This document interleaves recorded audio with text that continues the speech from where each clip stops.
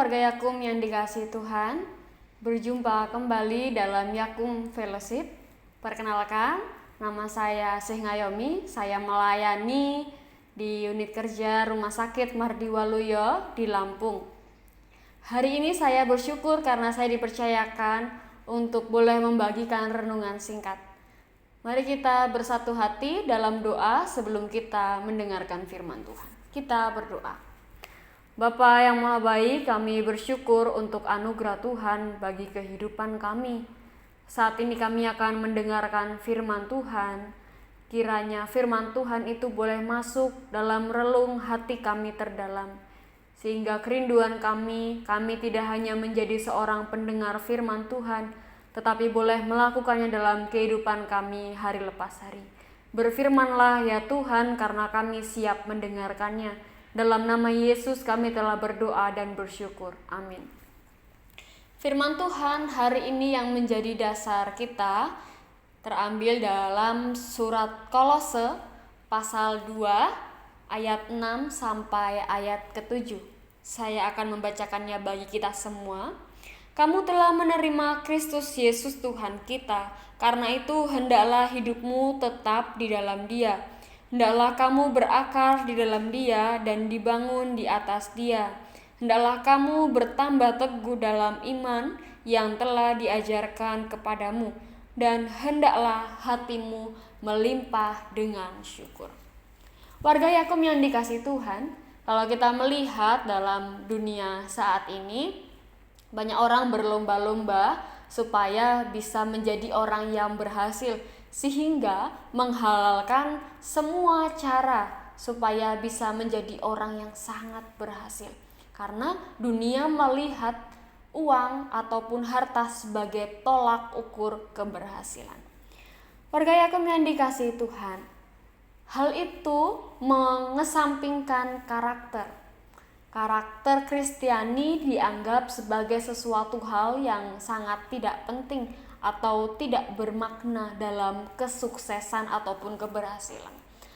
Namun kenyataannya, karakter Kristianilah yang membuat seseorang bisa bertahan di puncak keberhasilannya. Pada saat ini, kita juga akan membahas mengenai salah satu karakter Kristiani yang sangat penting dan juga yang harus dimiliki oleh setiap orang, yaitu karakter bersyukur. Menurut teman-teman semua, apa itu bersyukur? Ketika kita mendengar kata bersyukur, mungkin di benak kita muncul beberapa peristiwa yang terjadi sehingga itu menjadi ucapan syukur kita. Oleh sebab itu, kita juga akan mendengarkan beberapa pendapat tentang bersyukur.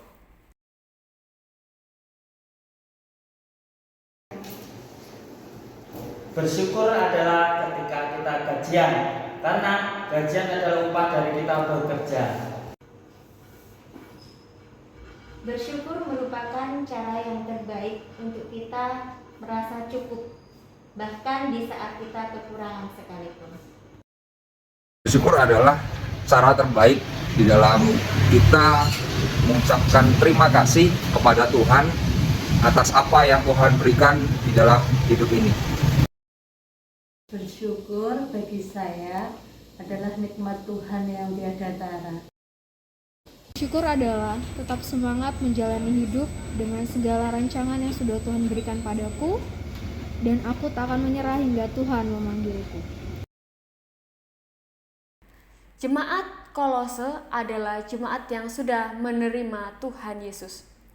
Dan pada waktu itu ada ajaran-ajaran palsu yang masuk di Kolose. Sehingga Paulus mengirim surat untuk jemaat di Kolose itu, bahwa mereka harus tetap berdiri teguh dalam iman mereka.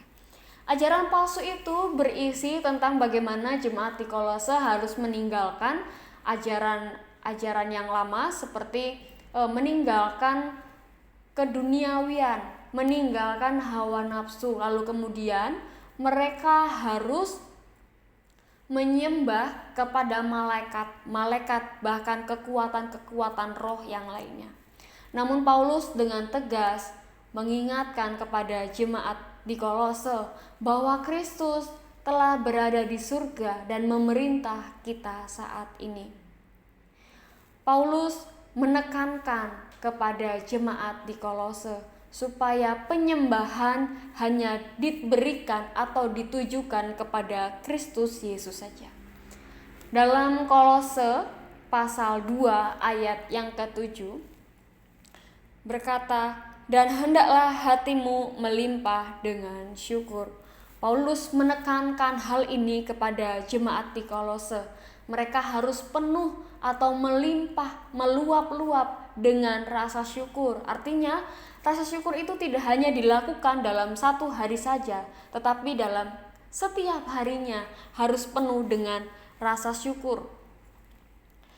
Menerima Kristus sebagai Tuhan berarti percaya kepada Tuhan secara totalitas, menyerahkan seluruh kehidupannya hanya kepada Tuhan. Maka ada 5 kriteria atau 5 tanda seseorang telah menerima Kristus. Yang pertama, hidup tetap di dalam Dia. Yang kedua, berakar di dalam Dia. Yang ketiga, dibangun di atas Dia. Yang keempat, bertambah teguh dalam iman. Dan yang terakhir, melimpah dengan syukur. Bersyukur seharusnya menjadi gaya hidup orang-orang percaya atau orang-orang yang telah menerima Kristus. Ketika kita menerima Kristus dalam hati kita, maka seharusnya ucapan syukur itu juga terpancar dalam kehidupan kita hari lepas hari. Ketika kita saat ini masih bisa tersenyum dan juga membagikan sukacita kita kepada orang lain, itu adalah salah satu bukti kita bisa bersyukur. Kita mensyukuri pemberian Tuhan melalui senyuman kita kepada orang di sekeliling kita. Ada 2 poin besar yang akan kita renungkan. Yang pertama, bersyukur adalah kunci bertumbuh dalam iman.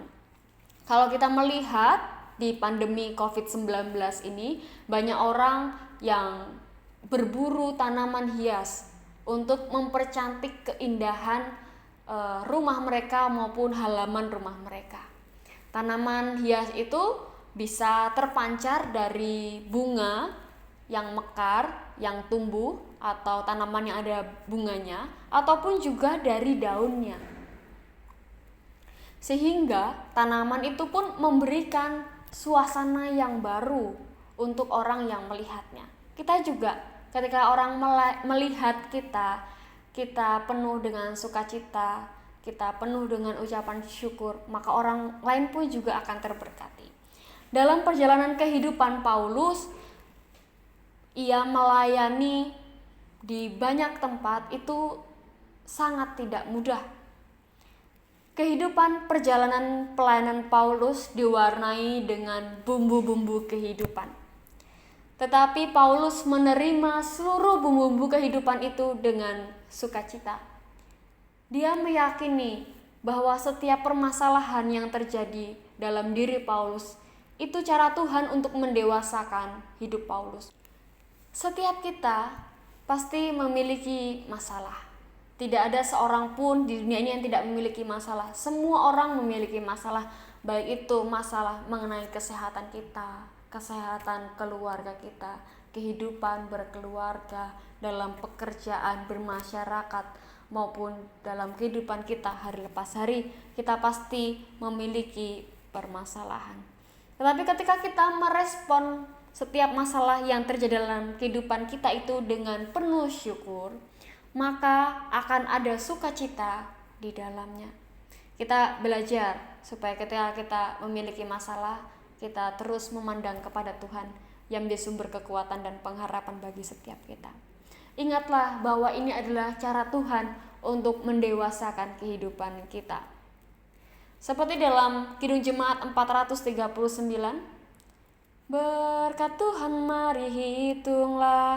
Artinya ada banyak sekali berkat Tuhan yang patut kita syukuri. Kalau kita menghitung berkat Tuhan satu persatu, maka berkat Tuhan itu tidak akan terhingga. Karena ada banyak sekali berkat yang Tuhan boleh beri buat kita. Sehingga bersyukur adalah kunci bertumbuh dalam iman. Poin yang kedua, bersyukur adalah perekat relasi persaudaraan. Ketika kita hidup di dunia ini, kita menjadi makhluk sosial, yang artinya kita membutuhkan bantuan dari orang lain. Seringkali kita membandingkan kehidupan kita dengan orang lain. Sikap membanding-bandingkan ini membuat kita semakin tidak bersyukur dan semakin kita tidak bisa menerima diri sendiri dan juga keberadaan orang lain di sekeliling kita. Ketika kita susah untuk menerima diri sendiri, maka juga tidak akan ada sukacita di dalamnya.